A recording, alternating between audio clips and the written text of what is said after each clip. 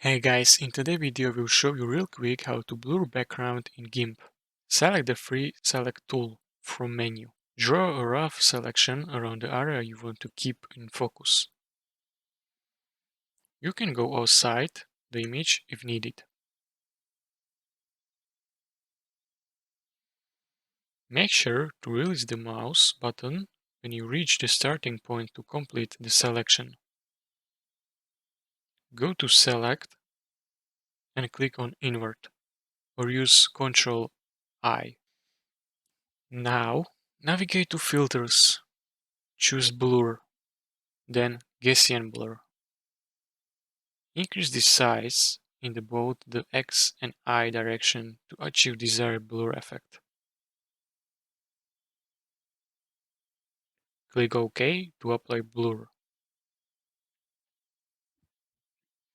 Finally, go to Select and choose None to deselect area.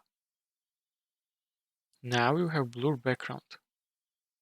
If you found this tutorial helpful, please consider subscribing and liking video.